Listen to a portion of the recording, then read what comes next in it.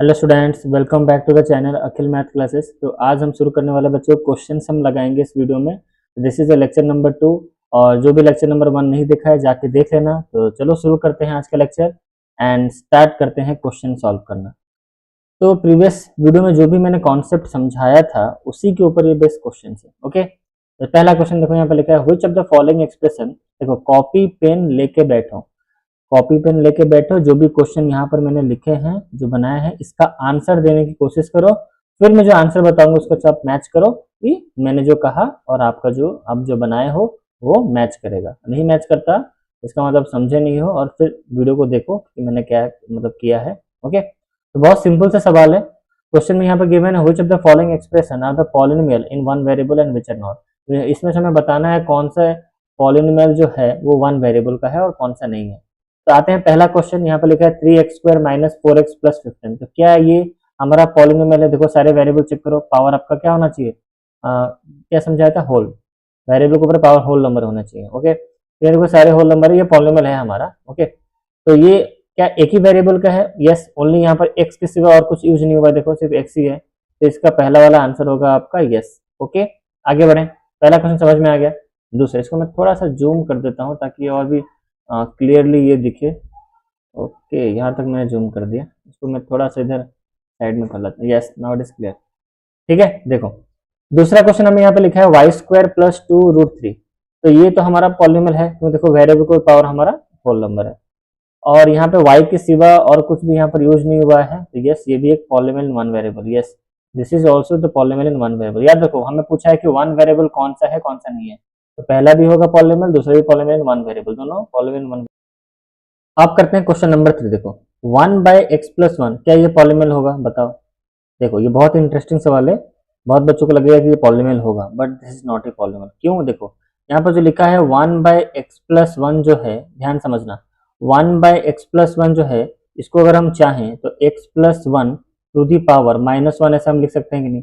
देखो पावर यहाँ पर नेगेटिव आ गया हमारा, तो इसको हम पॉलिनोमियल नहीं बोलेंगे, this is not a polynomial. Okay, clear है। अब आते हैं इस पे क्वेश्चन नंबर बिट 4 पे। तो क्या ये पॉलिनोमियल होगा?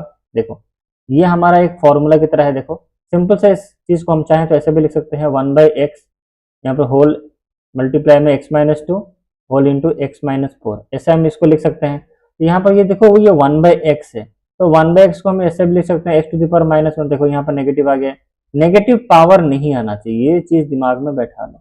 मैंने कहा था नेगेटिव पावर, फ्रैक्शन, डेसिमल नहीं आना चाहिए।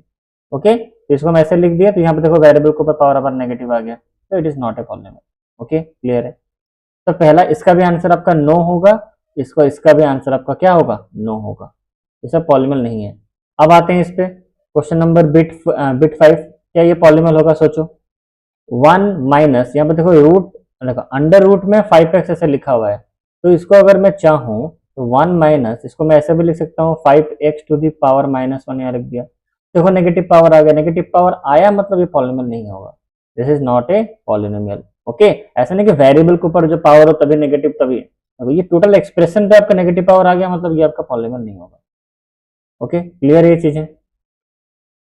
देखो नेक्स्ट नेक्स्ट पे आते हैं, यहाँ पे तो क्लियर कट आपको पता ही चले जा रहा है। सर यहाँ -1 लिखे, ये -1/2 सर, क्योंकि अगर इसको हम रूट में लिखे, अंडर रूट में लिखे कितना होगा 5x टू दी पावर कितना, 5x टू दी पावर मतलब 1/2, ये माइनस नहीं होगा 1/2 होगा।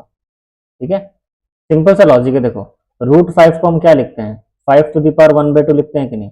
तो उसी की अंडर रूट में यहाँ पर 5x है, तो इसका मतलब हम लोग इसको क्या लिख सकते हैं, 5x टू दी पावर 1/2। तो मैंने कहा था फ्रैक्शन भी अलाउ नहीं है, तो इसीलिए ये हमारा पॉलिनोमियल नहीं होगा। तो दिस इज आंसर नो, इसका भी आंसर आपका नो होगा।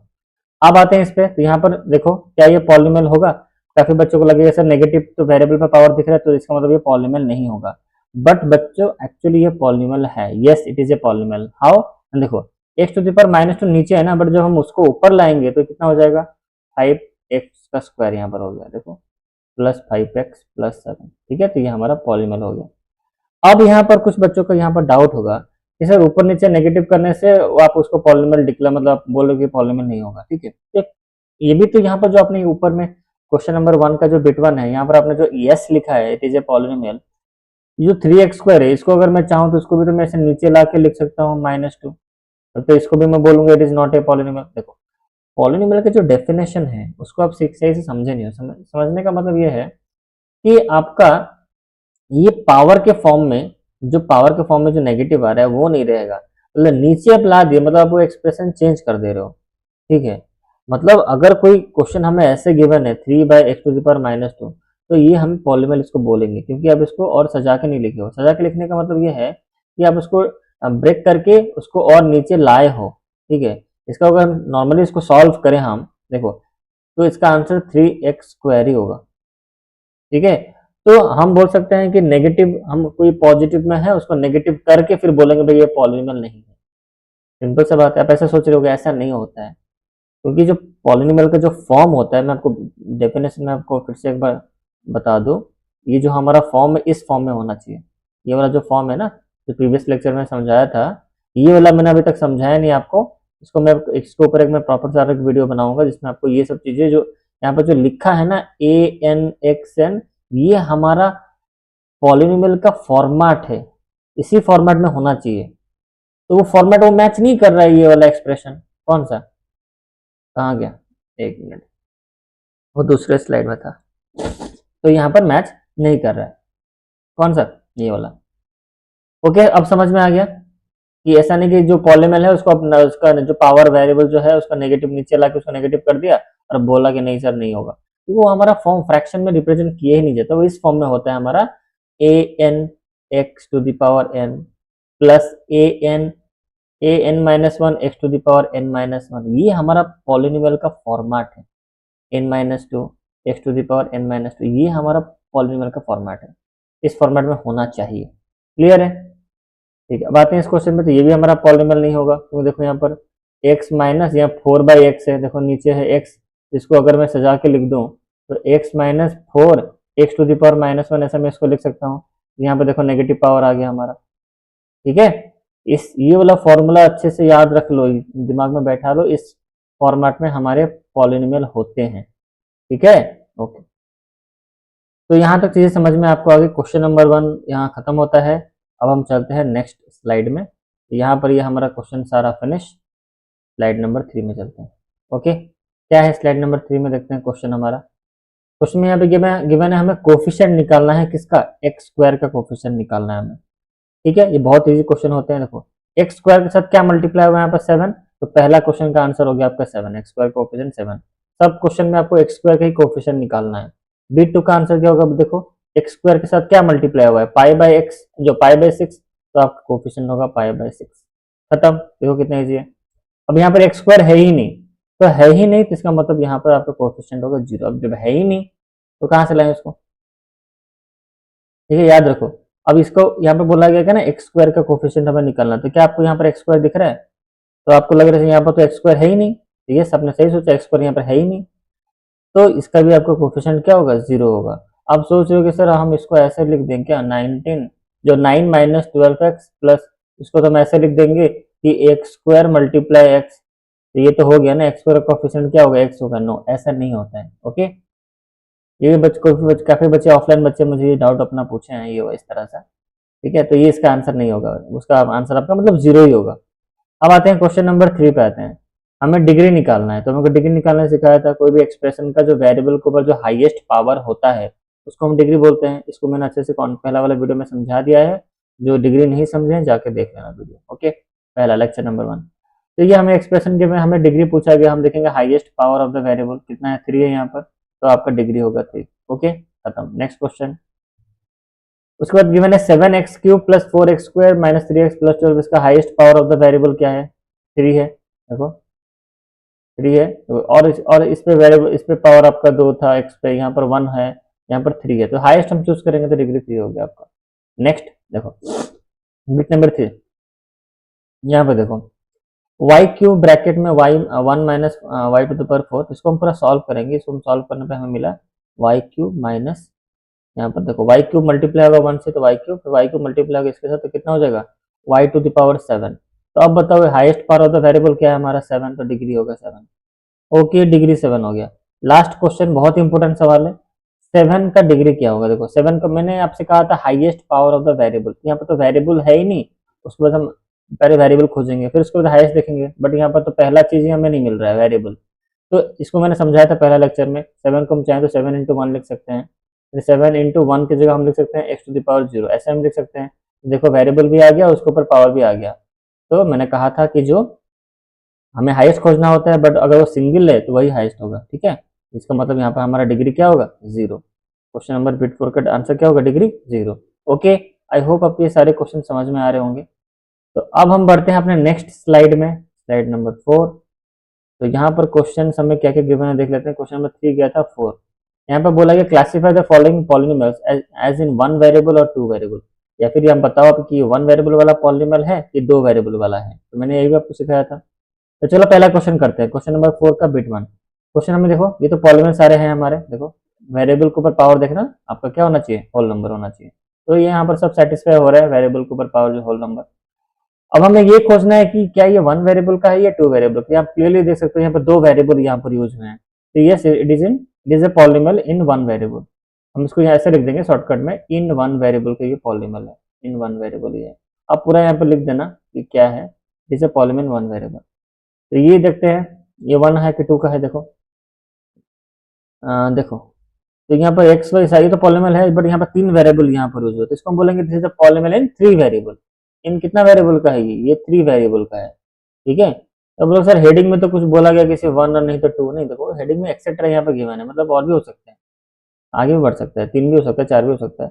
ये वाला बताओ क्या होगा, दिस इज अ पॉलिनोमियल, ये तो पॉलिनोमियल है बट कितने वेरिएबल, एक ही वेरिएबल यहाँ पर यूज हुआ है, तो it is a polynomial in 1 variable. ये हम बोलेंगे ये पॉलिनोमियल है कौन, कितने वेरिएबल का, एक ही वेरिएबल का पॉलिनोमियल है ये। अब आते हैं बिट 4 में। यहाँ पर देखो क्वेश्चन देखो, तो ये तो पॉलिनोमियल है आपका, कितने वेरिएबल यहाँ पर यूज हुए, 2 वेरिएबल यूज हुए। This is the polynomial in 2 variable, this is the polynomial in 2 variable. Okay, question number 4 यहाँ हमारा खत्म होता है। अब हम आते हैं क्वेश्चन नंबर 5 पे। यहाँ ध्यान से देखो क्वेश्चन क्या लिखा है, फॉर द पॉलिनोमियल, यहाँ पर हमें पॉलिनोमियल गिवन है, हमें क्या बोला है, पहला क्वेश्चन बोला है डिग्री निकालो। क्वेश्चन नंबर 5 ध्यान से देखो, पढ़ो क्वेश्चन अच्छे से, फिर उसके बाद आंसर दो। कॉपी पेन लेके बैठे हो गए, होप, जिसमें आपको स्टार्टिंग में, वीडियो के स्टार्टिंग में ही बोल दिया था, कॉपी पेन लेके बैठो। क्वेश्चन नंबर 5 यहाँ पर जो क्वेश्चन हमें गिवन है, हमें पूछा है डिग्री कितना है इसका। तो ये पूरा क्वेश्चन को अच्छे से देखो और बताओ मुझे डिग्री कितना होगा। देखो पहला वाला एक्सप्रेशन में कुछ highest power of the variable खोजो।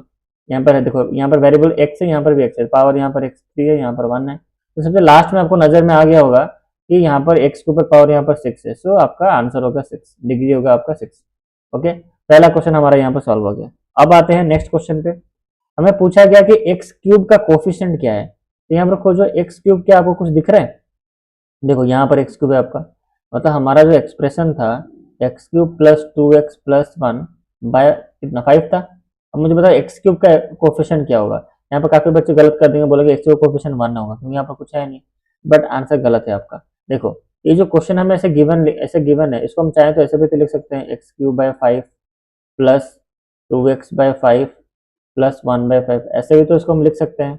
ओके, अब मुझे बताओ क्या एक्स क्यूब का कोफिशिएंट 1 होगा, नो। क्यों, देखो यहाँ पर जो एक्स क्यूब बाय 5 जो लिखा हुआ है, उसको अगर हम चाहें तो 1/5 मल्टीप्लाई विथ एक्स क्यूब ऐसे भी लिख सकते हैं। तो अब मुझे बताओ एक्स क्यूब के साथ क्या मल्टीप्लाई हुआ है, 1/5, इसीलिए इस ये सेकंड बिट का जो क्वेश्चन का आंसर होगा, कोफिशिएंट ऑफ एक्स क्यूब कितना होगा, आंसर 1/5 होगा आंसर।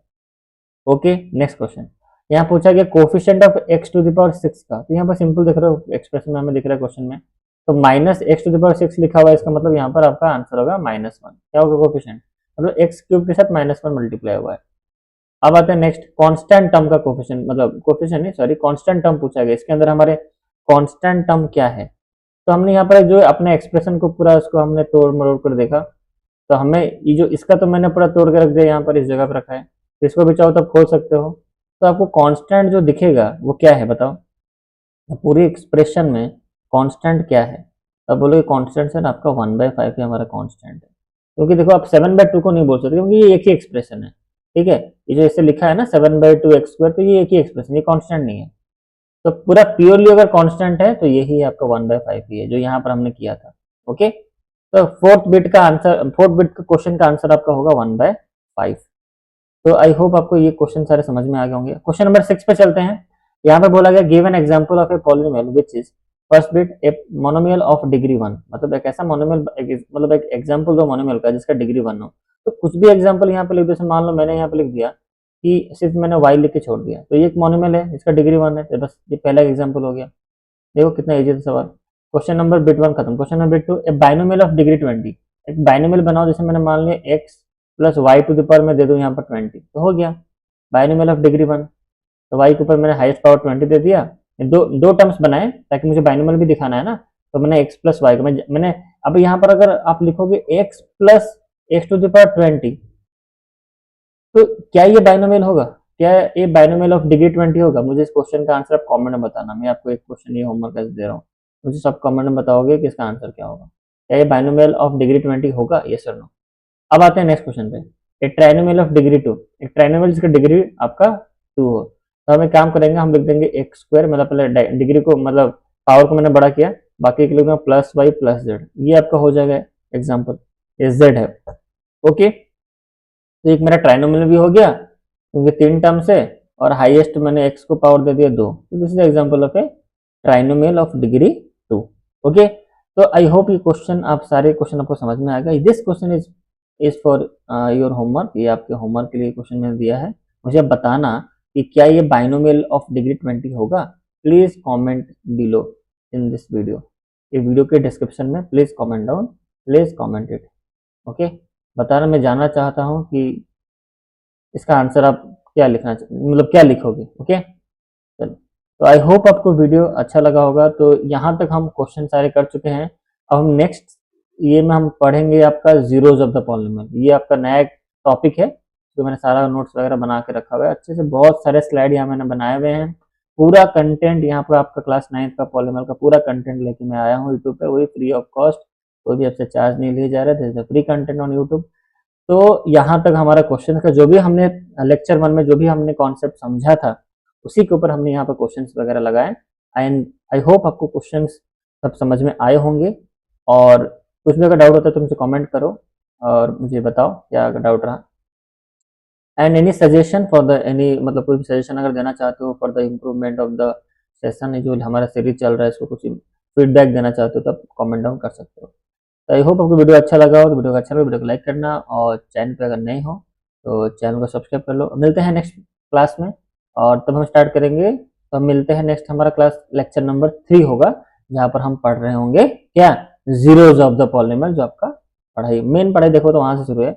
ये सब छोटे छोटे कॉन्सेप्ट है जो आप ये भी जाना जरूरी है, ऐसा नहीं कि ये सब इंपॉर्टेंट नहीं है, ये भी सारे इंपॉर्टेंट है। तो जो नेक्स्ट लेक्चर में हम जो पढ़ेंगे लेक्चर नंबर 3 में, that will be the zeros of the polynomial. वो लेक्चर कोई मिस नहीं करेगा, सब देखेंगे उस वीडियो को, और वो वीडियो जल्दी आएगा। उससे पहले ये 2 वीडियो आप अच्छे से देख लो पॉलीनोमियल का जो मैंने बनाया है।